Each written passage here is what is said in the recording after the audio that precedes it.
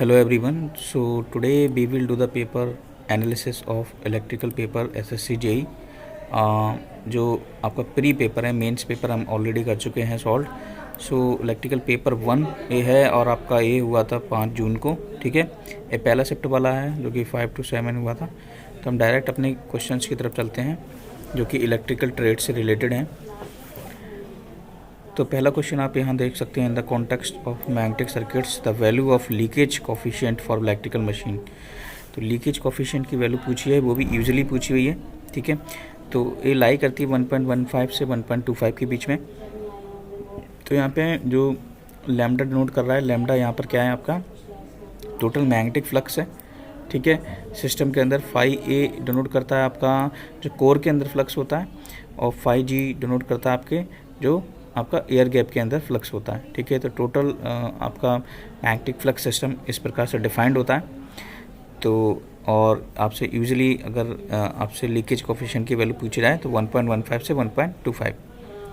Next question है 1 ampere of current is equal to how many number of electrons.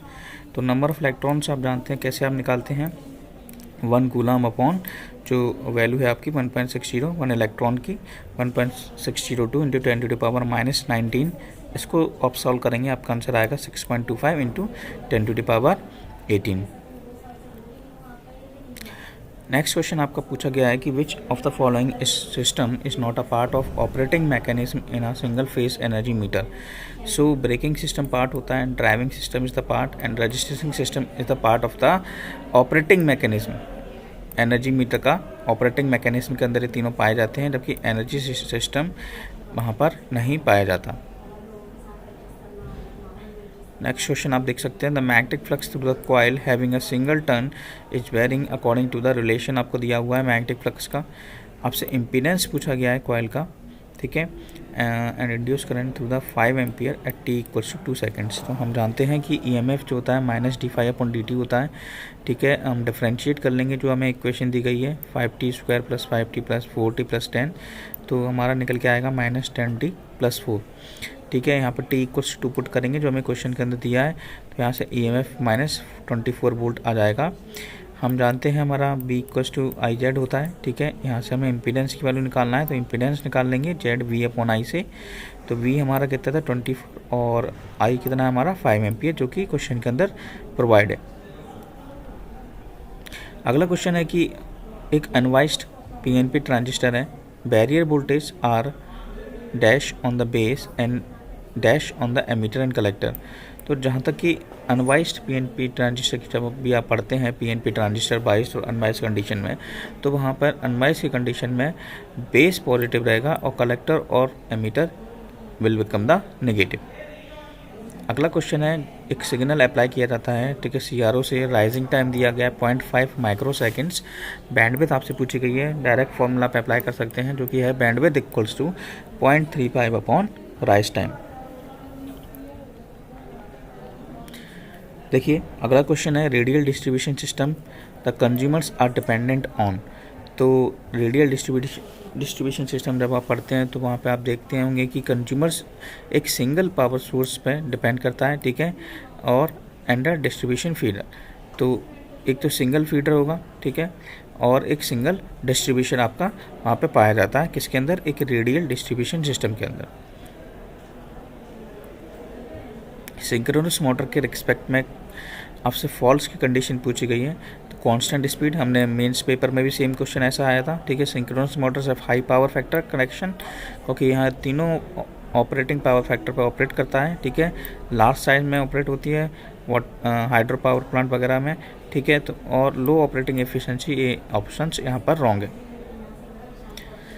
अगला है with the increase in voltage level of the distribution network the weight and the corresponding cost of the conductor material will be dash and dash respectively for the same voltage drop.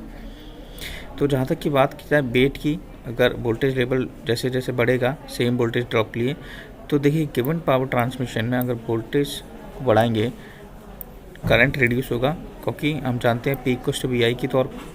ठीक है, जो voltage drop across the conductor is also proportional to the current and resistance होता है, जैसे कि जानते हैं voltage drop I into R होता है। अगर सेम वोल्टेज ड्रॉप हम रखेंगे, लोअर करंट अलाउ करेंगे, ठीक है, तो उससे हमारा वेट और कॉस्ट भी रिड्यूस्ड हो जाएगा। अगला क्वेश्चन है शेडेड पोल इंडक्शन मोटर का, सिंगल फेज इंडक्शन मोटर है। शेडिंग कॉइल कहाँ पे फिट होती है? तो शेडेड पोल इंडक्शन मोटर के अंदर शेडिंग कॉइल फिट होती है पोल फेस ऑफ द मोटर पे, ठीक है, यानी कि मेन पोल पे, और उसको कहा जाता है शेडिंग कॉइल, ठीक है। द शेडिंग कॉइल का यूज़ क्या होता है? तो it is use to create a rotating magnetic field which helps the start the motor and improves its performance. Mean spherical candle power यानी कि mean spherical MSCP upon MHCP का formula आपसे पूछा गया है। MSCP अपॉन MHCP का formula होता है reduction factor. What is the armature circuit resistance speed control method for a DC motor? तो ये फार्मूला के तौर पे आप देख सकते हैं, ठीक है। Armature circuit resistance speed control क्या होता है? जहाँ पे हम रेजिस्टेंस का वेरिएशन कर सकें। तो अगर हम रेजिस्टेंस का वेरिएशन कर सकेंगे तो हमारी स्पीड अपने आप चेंज हो जाएगी, ठीक है। Which of the following statement is true about the voltage control of DC motor? DC motor का वोल्टेज कंट्रोल कैसे कर सकते हैं? तो देखिए, फील्ड करंट को कांस्टेंट कर सकते हैं, ठीक है, and terminal voltage is varied to obtain speed control, ठीक है। The application of this method is restricted to separately excited DC motor, ऐसा नहीं है, ठीक है, क्योंकि this is also the applicable in this separately excited DC Motors.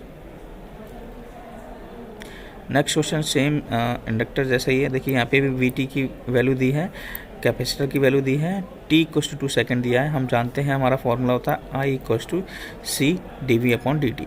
dV/dt जैसे आप लिखेंगे T = 2 वहाँ पे रख देना है आपको, तो dV/dt की वैल्यू 115 आ जाएगी। उसी प्रकार से यहाँ कैपेसिटर से मल्टीप्लाई कर देंगे, यानी कि C का मल्टीप्लाई कर देंगे तो 1150 एम्पियर आपका आंसर हो जाएगा। नेक्स्ट क्वेश्चन है कि सीरीज RLC सर्किट है जिसमें R, L और C दिए हुए हैं, जो कि फैट करते हैं supply 400∠0 volt. Then the voltage across the capacitor at resonance पूछा गया, ठीक है। देखिए वोल्टेज अक्रॉस द कैपेसिटर आपको ध्यान रखना है, सबसे पहले तो IXC होता है, तो यहाँ पर I आपको फाइंड करना पड़ेगा और XC फाइंड करना पड़ेगा। XC क्या होता है? 1/ω0C। सबसे पहले ω0C के लिए ω0 निकाल लेना। ω0 क्या होता है? 1/√LC, ठीक है। और जैसे ही ω0 निकलेगा आपका I0 क्या होता है? VS/Z। VS आपको दिया है, Z दिया हुआ है। XC क्या होता है? 1/ω0C, तो यहाँ से XC निकल जाएगा। दोनों चीज़ फार्मूले में पुट कर देंगे I और XC को, और हमारा आंसर 800 वोल्ट आ जाएगा।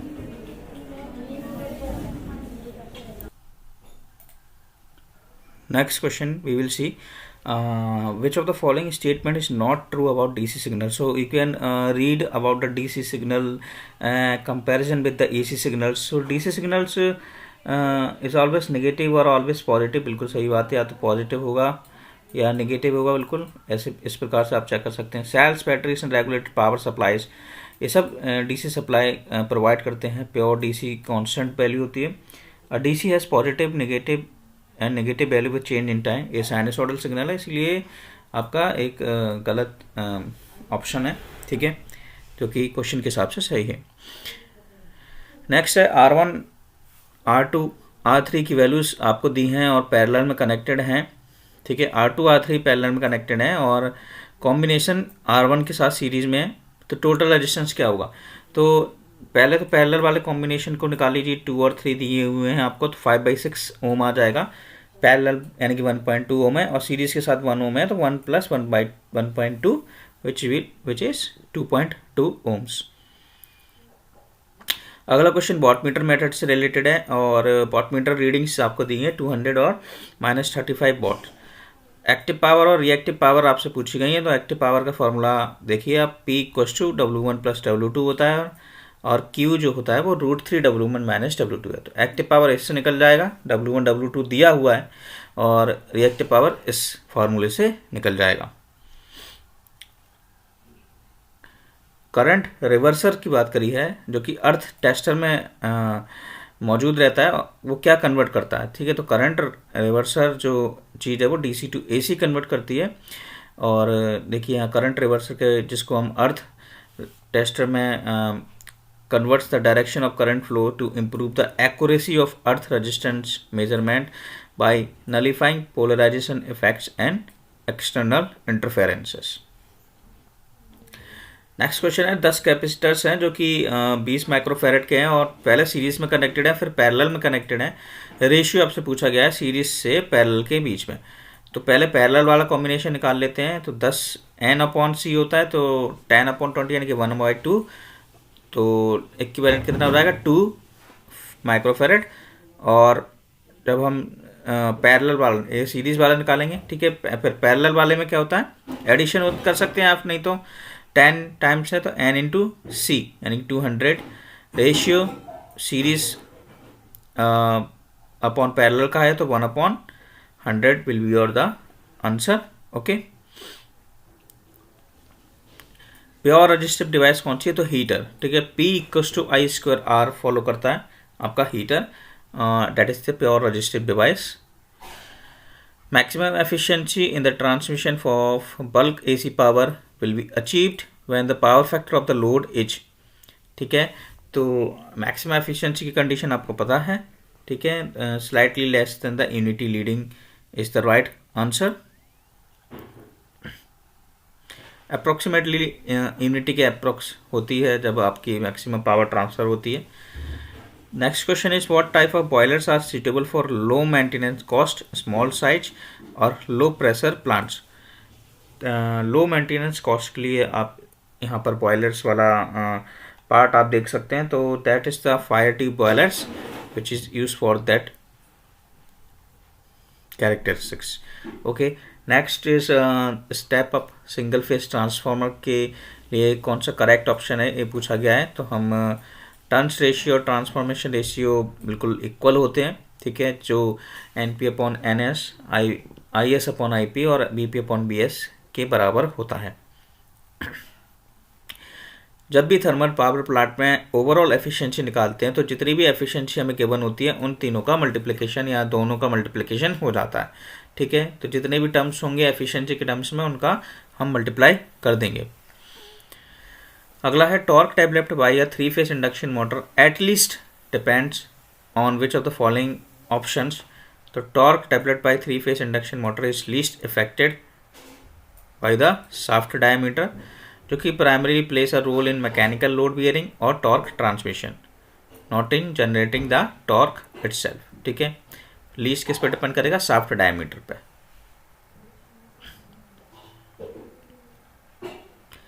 Next is about the dielectric material, ठीक है। You can read the options and follows. Next is electrodynamic instrument है। Torque what happens to the torque को क्या होगा अगर हम करंट को डिक्रीज करेंगे, तो टॉर्क आल्सो डिक्रीज होगा, क्योंकि हम जानते हैं इलेक्ट्रोडायनेमिक इंस्ट्रूमेंट के अंदर टॉर्क जो होता है वो प्रोपोर्शनल होता है I/V/NA के।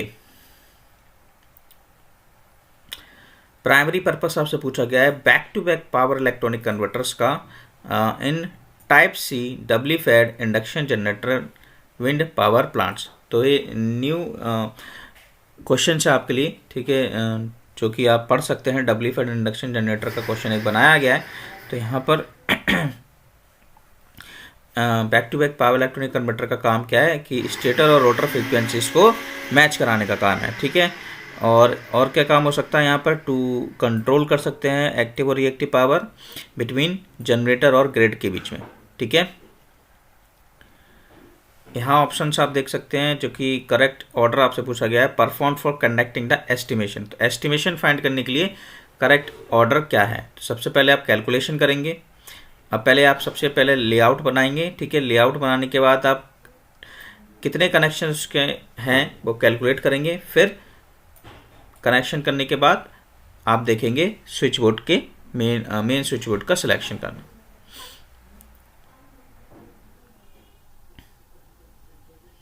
यहाँ पर क्वेश्चन है कि ट्रू आपसे पूछा गया है significance of the barrier in the rotor of a synchronous reluctance motor. तो बैरियर के बारे में पूछा गया है, बैरियर के सिग्निफिकेंस के बारे में पूछा गया है। तो it prevents the rotor from rotating at synchronous speed, तो ये नहीं है।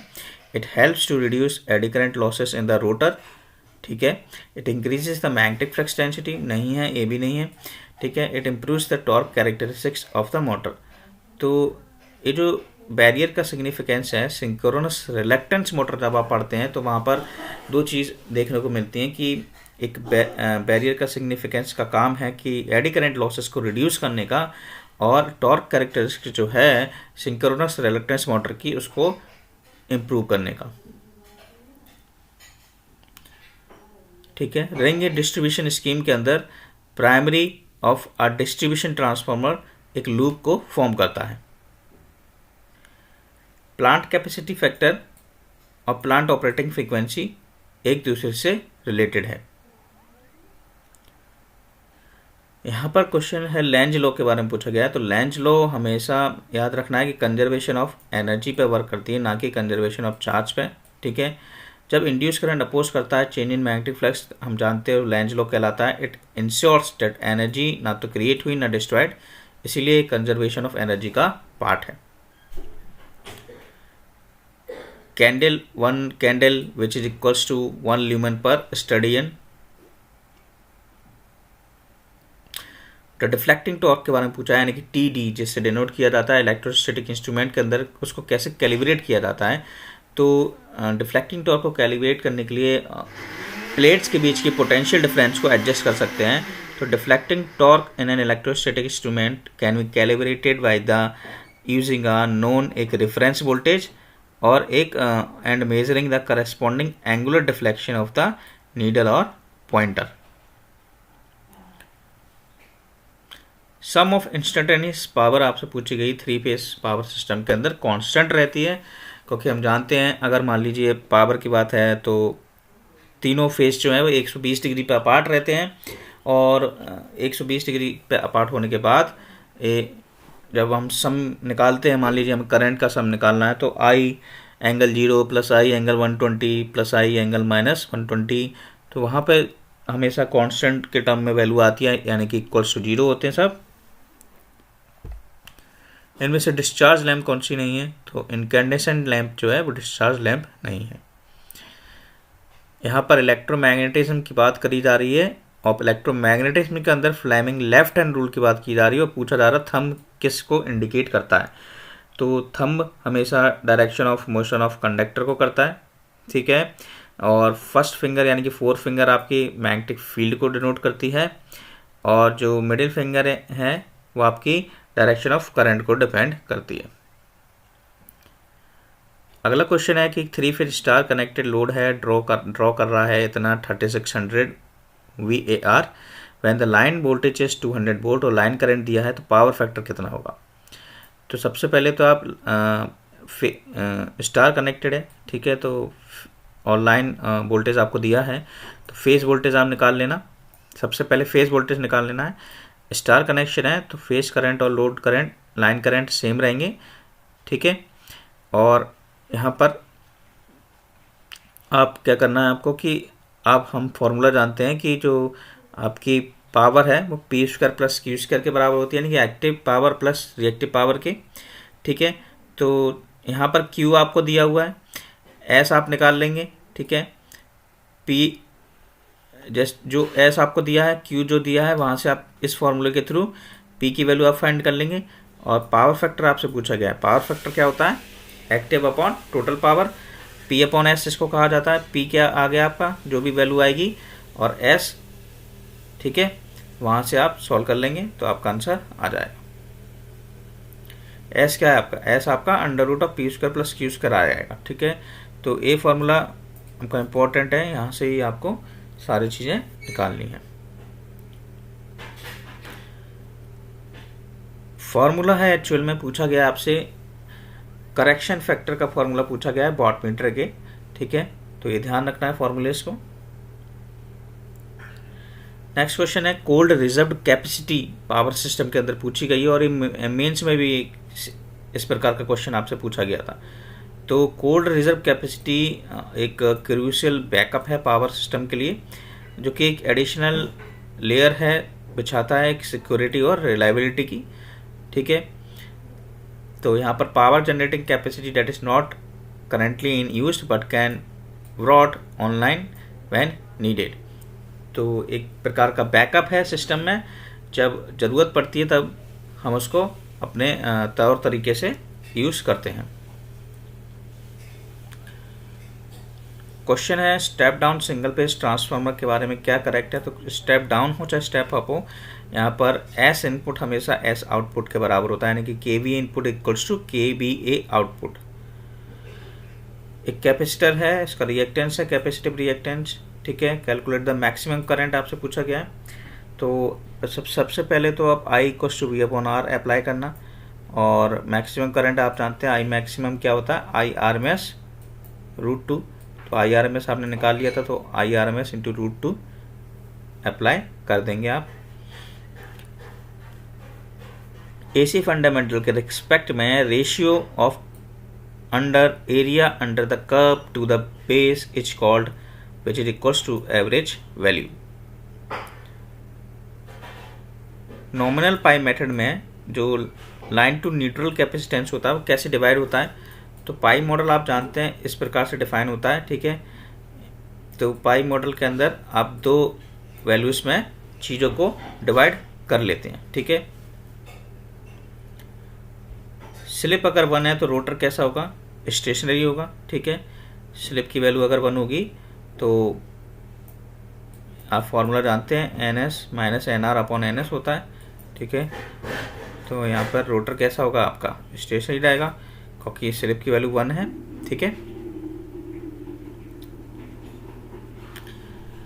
Next question is DC source of EMF E volts और इंटरनल रेजिस्टेंस है R ohms is connected to the variable load and is adjusted such as the load absorbs maximum power from the source, the maximum power delivered from the source to the load is.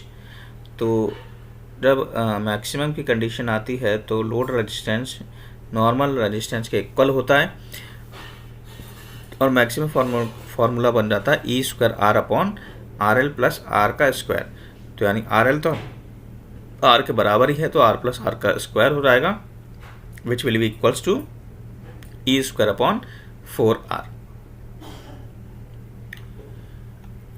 N uneven air gap in the stator and the rotor of a squirrel cage induction motor will lead to dash during operation। तो अगर uneven air gap होगा तो something vibration will be there in the machine, okay। यहाँ पर 3 couple coils पूछे गए हैं, total inductance आपसे पूछा गया है। तो L1 plus L2 plus L3 minus 2M आप अप्लाई कर देंगे। The Fermi level position dash in the energy band diagram of PN junction, ठीक है। तो यहाँ पर फर्मी लेवल आप जानते हैं, फर्मी लेवल के अंदर क्या होता है कि no net movement of charge carriers, ठीक है, and the system has reached a stable state. तो यहाँ पर कांस्टेंट रहता है Fermi level position for electrons to cross the junction. Electromagnetism के अंदर the work done on a unit end pole in moving burns around any complete path will be equals to. तो यहाँ पे एम्पियर्स लॉ वर्क्स लॉ को define करता है, ठीक है। नेक्स्ट क्वेश्चन है 6 पोल 250 volt wave connected shunt motor है जो रन कर रही है 955 आरपीएम पे, 1200 आर्मेचर कंडक्टर्स है और फ्लक्स दिया हुआ है पर पोल। द आर्मेचर और फील्ड रेजिस्टेंस आपको दिए हुए हैं, मोटर ड्रॉ कर रही है 20 एम्पियर और टॉर्क आपसे पूछा गया है। सबसे पहले फॉर्मूला आपको टॉर्क का ध्यान होना चाहिए, पावर अपॉन ओमेगा होता है, तो ओमेगा की ज़रूरत पड़ेगी, तो ओमेगा 2 पाई एन अपॉन 60 होता है, ठीक है। तो लेकिन हमें मैकेनिकल पावर निकालना पड़ेगा। मैकेनिकल पावर हम जानते क्या होता है, input power minus loss power. Input power कैसे निकालोगे, बी इंटू आई ए से निकालोगे, जो कि हमको गिवन है क्वेश्चन के अंदर, बी और आई ए। फिर लॉस पावर कैसे निकालोगे, आई स्क्वायर ए आर ए से निकालोगे, आर ए आपको गिवन है, आई ए आपको गिवन है। मैकेनिकल पावर कैसे निकालोगे, P input minus P losses, तो आपका मैकेनिकल पावर निकल जाएगा ओमेगा 2 पाई एन अपॉन 60 आप अप्लाई कर देंगे, torque power upon omega apply कर देंगे, आपका आंसर आ जाएगा। अगला क्वेश्चन है power factor of 500 kVA 21 kilowatt 3 phase star connected alternator is increase from its initial value, efficiency of the synchronous generator will. ठीक है, तो ऐसा क्या होता है कि इस कंडीशन में क्या क्या होगा कि टोटल करंट क्या होगा, डिक्रीज होगा, रिएक्टिव पावर रिड्यूस होगी, लॉसेस क्या होंगे आपके रिड्यूस होंगे, जिससे कि ओवरऑल एफिशिएंसी इंक्रीज कर जाएगी।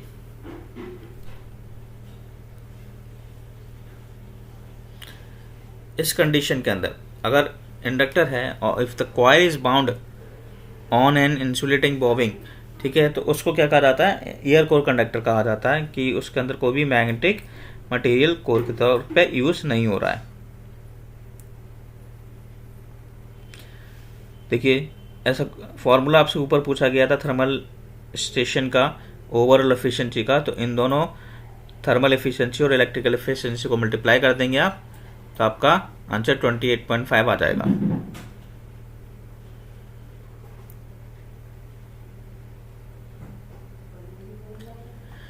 मैक्सिमम डिमांड के बारे में पूछा गया है और जिसका रिलेशन आपसे कनेक्टेड लोड के बारे में पूछा गया है। तो मैक्सिमम डिमांड हमेशा लेस देन होती है कनेक्टेड लोड से। ठीक है, मैक्सिमम डिमांड आप जानते हैं कि हमेशा जो लोड आपका कनेक्शन है उससे कम होगी। फॉर्मूला आपको पता ही है maximum demand sum of connected load के बारे में। अगला क्वेश्चन आपका टेम्परेचर कोफिशिएंट से, ठीक है, और रेजिस्टेंस से रिलेटेड है। आपको वैल्यूज आपको दी हुई है डायरेक्ट, यहाँ पर मैंने टेम्परेचर कोफिशिएंट का फॉर्मूला लिखा हुआ है। फॉर्मूला आप जानते हैं R0 equals to RT 1 plus alpha delta T formula होता है। वही फॉर्मूला सेम यहाँ पे अल्फा के फॉर्म में लिखा है R2 minus R1 upon R1 T2 minus T1। सारी वैल्यूज क्वेश्चन के अंदर दी हैं। Total reactive power drawn from 3 phase balance load where line voltage, line current, phase voltage, phase current. ठीक है, तो ये IL है आपका। रिएक्टिव पावर पूछिए तो √3 PL IL साइन फाई होगा। ठीक है, देखिए इस क्वेश्चन के अंदर आपको EMF आपसे पूछा गया है, फ्लक्स डेंसिटी गिवन है, लेंथ गिवन है, एंगल गिवन है और वेलोसिटी गिवन है। फॉर्मूला ध्यान रखना है same, E equals to BVL sine theta.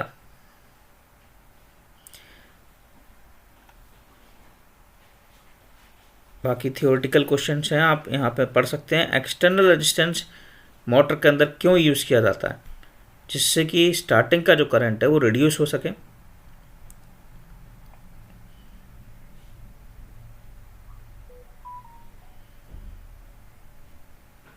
Which of the following photometric quantities measures the total amount of visible light emitted by a source in all direction? That is the luminous flux। ठीक है, photometric quantities यानी कि एक visible thing होती है जो कि luminous flux के फॉर्म में हमें दिखाई देती है।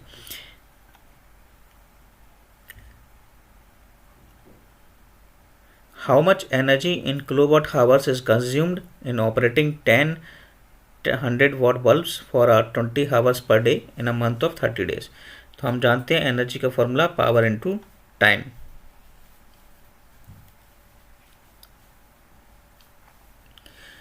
कमर्शियल इंस्टॉलेशन के केस के अंदर it is advisable to use light sources rendering high colour for installations so as to retain customer attention. This light should be as bright as its surrounding in the range of। तो यहाँ पर आप read कर सकते हैं, कुछ statement लिखा हुआ है, उसके हिसाब से आप यहाँ पे टिक कर सकते हैं, which will equals to 3 to 5 times।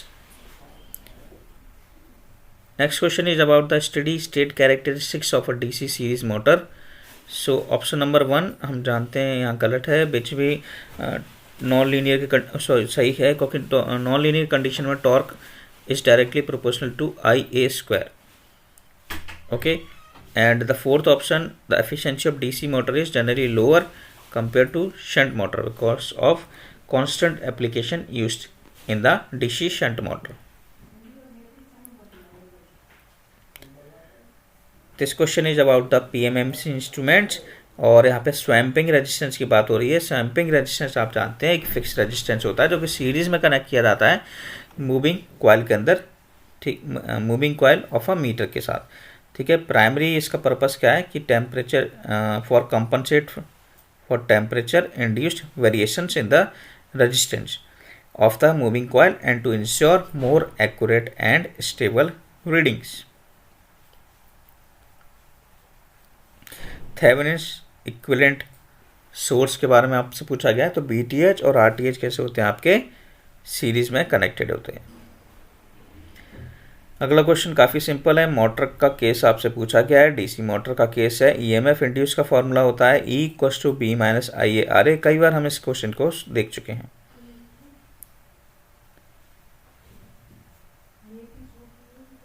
Efficiency of transmission lineage, जैसे जैसे आप यूनिटी पावर फैक्टर की तरफ बढ़ते जाएंगे वैसे वैसे आपकी ट्रांसमिशन लाइन की एफिशिएंसी बढ़ती जाएगी, क्योंकि वहाँ पे लॉसेस की जो रजिस्टिव लॉसेस हैं वहाँ पे डिक्रीज होने लगेंगे।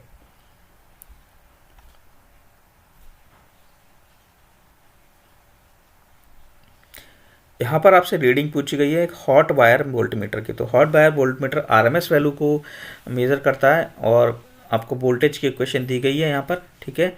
तो √2 का स्क्वायर √2 का स्क्वायर प्लस √3/√2 का स्क्वायर प्लस 5/√2 का स्क्वायर, इस फंक्शन को आप इस इक्वेशन को आप सॉल्व करेंगे, then your answer will be √19।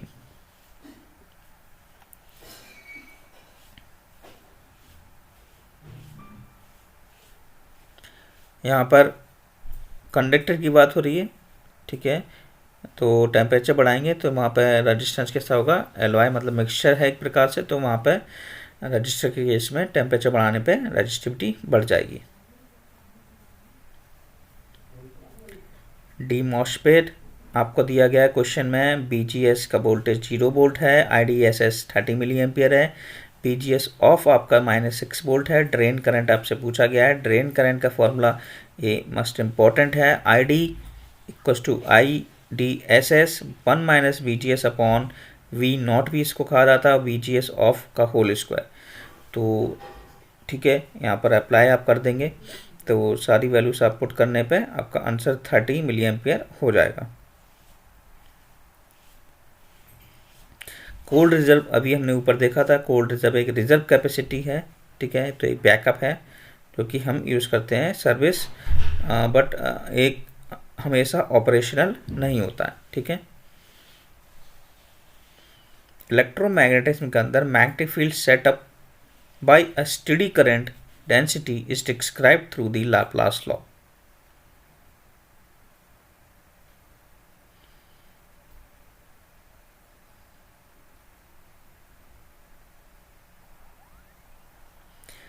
यहाँ पर कुछ पॉइंट्स दिए हुए हैं। गुड हीटिंग एलिमेंट के बारे में पूछा गया है, ठीक है। तो हीटिंग एलिमेंट की always have high resistivity, low temperature coefficient and, ठीक है। तो यहाँ पर लो रेजिस्टिविटी गलत है and the high specific heat capacity will be wrong. तो high melting point, high resistivity और लो टेम्परेचर कोफिशिएंट यहाँ पर सही ऑप्शंस होंगे। इंडक्शन मोटर के अंदर अगर रोटर लॉक्ड कंडीशन में है तो रोटर फ्रीक्वेंसी क्या होगी, रोटर फ्रीक्वेंसी सप्लाई फ्रीक्वेंसी के बराबर हो जाएगी। ऊपर भी हमने सेम क्वेश्चन देखा था, FR = SFS होता है, S1 है तो दोनों इक्वल। यहाँ पे एफिशिएंसी का formula output power upon input power है, जो कि रिसीव्ड पावर आउटपुट की तरफ है और इनपुट में क्या किया जाता है, ट्रांसमिट किया जाता है। अगला क्वेश्चन में रिएक्टिव पावर आपसे पूछा गया है। डेल्टा कनेक्टेड सिस्टम है विथ लाइन वोल्टेज 100 वोल्ट है, लाइन करंट 40 एम्पियर है और एंगल की वैल्यू 36.87 है। तो फॉर्मूला हम जानते हैं √3BL/IL sin थीटा होता है।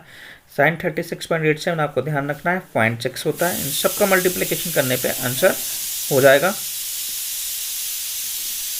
अगला क्वेश्चन है कि एक बैलेंस डेल्टा कनेक्टेड लोड है जिसका इम्पीडेंस है 3 ∠30।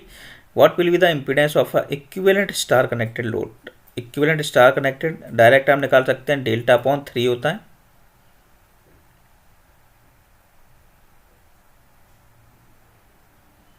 एक आइडियल BJT है acts as an open switch when जब collector to emitter voltage collector to collector voltage के बराबर हो, कलेक्टर करंट 0 हो, base to emitter voltage threshold voltage से कम हो।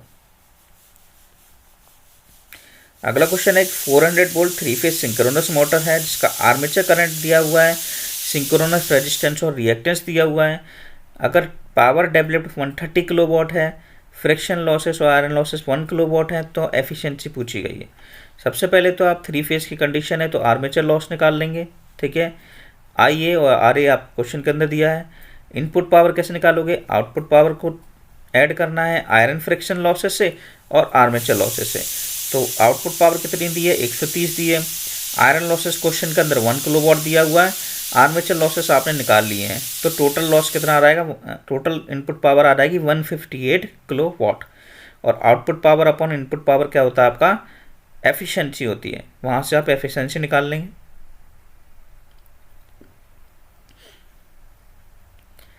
8 कैपेसिटर्स हैं, सीरीज में कनेक्टेड है, इक्विवेलेंट कैपेसिटेंस 200 माइक्रोफेरेड है। कैपेसिटेंस आपसे पूछा गया है ईच कैपेसिटर का, तो डायरेक्ट फॉर्मूला आप लगाएंगे 1/c इक्विवेलेंट n/c, तो यहाँ से 8/200 और c इक्विवेलेंट कितना रहेगा आपका 25 माइक्रोफेरेड। यहाँ पर डीसी लोड लाइन के बारे में पूछा गया है, तो डीसी लोड लाइन आप जानते हैं कि आईसी और बीसी के बीच में ड्रॉ करते हैं, ठीक है।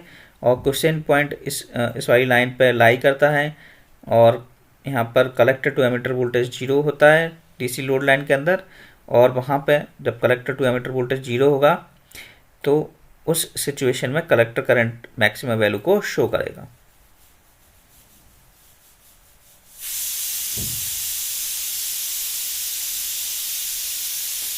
क्वेश्चन है, at light load power factor of induction motor is, तो वैल्यू आपसे पूछी गई है लाइट लोड पावर फैक्टर के कंडीशन पे 0.2 से 0.4 लाई करती है, ठीक है।